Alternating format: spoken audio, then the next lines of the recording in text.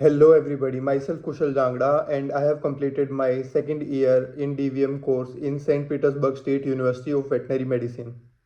So through my video मैं target कर रहा हूँ उन बच्चों को जो कि ईगर है ये जानने के लिए कि यहाँ पर रशिया में प्रैक्टिस कैसे होती है एंड प्रैक्टिकल लाइफ कैसी है। सो जब हम फर्स्ट ईयर में यहाँ पे आते हैं तो ज़्यादातर आपको थ्योरेटिकल सब्जेक्ट्स पढ़ाए जाते हैं एंड साथ में आपको लैंग्वेज पढ़ाई जाती है ताकि आप यहाँ पे लोगों से इंटरेक्ट कर सकें एंड थोड़ा थ्योरेटिकल नॉलेज आप गेन कर सकें। देन नाउ अब हम जैसे सेकंड ईयर में हो चुके हैं एंड सेकंड ईयर हमने कंप्लीट कर लिया है। सो यहाँ पर एक मैंडेटरी 2 वीक्स की इंटर्नशिप रहती है जो कि आप यहाँ पर भी कर सकते हैं पीटर्सबर्ग में, या फिर आप किसी और क्लिनिक में भी कर सकते हैं ओवरऑल रशिया, या फिर आप कर सकते हैं उसको अपनी होम कंट्री में। तो उसके लिए आपको क्या चाहिए रहेगा, उसके लिए आपको यहाँ से एक डॉक्यूमेंट रहता है जो कि अपने होम कंट्री में जहाँ पर आप करना चाहते हैं उस क्लिनिक में आपको वो डॉक्यूमेंट भेजना है। देन अगर वो आपको उस डॉक्यूमेंट पे स्टैम्प करके देते हैं कि yes we are accepting him और her to do the internship here, so then the university approves you कि आप वहाँ पे जा सकते हैं। Otherwise you have to do a internship of 2 weeks here, that is mandatory. So as in summer vacations I am here, so I plan to do my internship here in Petersburg क्योंकि मुझे जानना था कि यहाँ का exposure कैसा है। सो हमारी जो इंटर्नशिप थी वो 6 जुलाई से 18 जुलाई तक चली एंड इसके अंदर मैंने 2 डिपार्टमेंट में काम किया, जिसके अंदर से मैंने पहले कुछ दिन मैंने एमआरआई डिपार्टमेंट में काम किया, देन फिर मैंने सर्जरी डिपार्टमेंट में भी काम किया। सो फर्स्ट डे पे जैसे हमें हमारा गाइड मिला था तो उन्होंने हमें पूरे क्लिनिक का टूर करवाया एंड उन्होंने हमें बताया कि इस क्लिनिक में कितने डिपार्टमेंट है, कितने डॉक्टर काम करते हैं, स्टाफ कितना है एंड सब चीज़ें कैसे वर्क करती है, क्या रूल्स हैं यहाँ पर काम करने के या फिर यहाँ पे ऑब्जर्विंग के।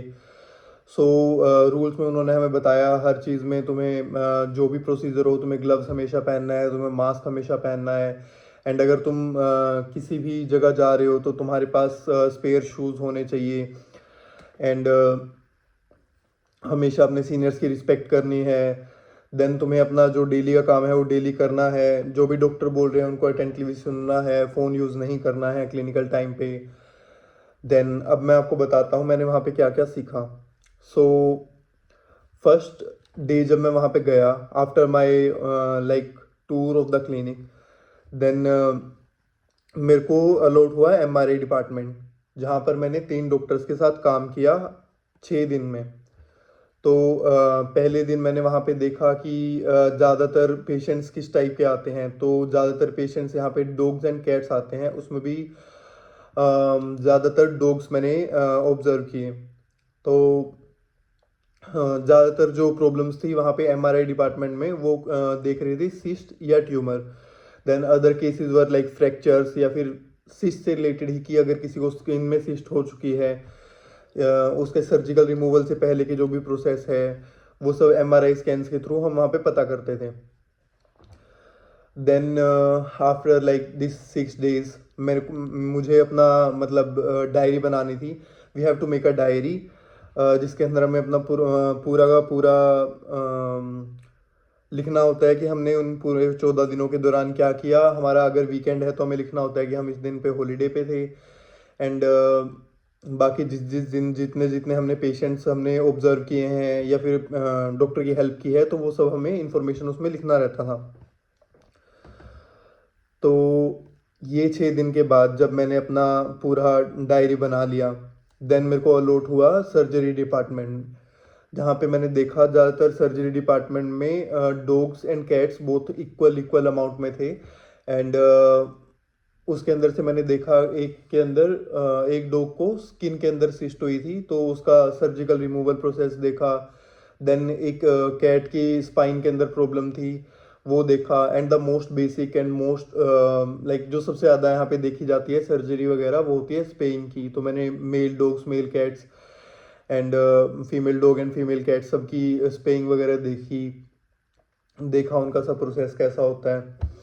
सो एंड इसके बाद भी after all this surgery and after all the MRIs मेरे को डायरी बनानी थी डेली की, डेली मुझे डायरी लिखनी रहती थी and let me show you how the diary look like. So this is the first page of diary.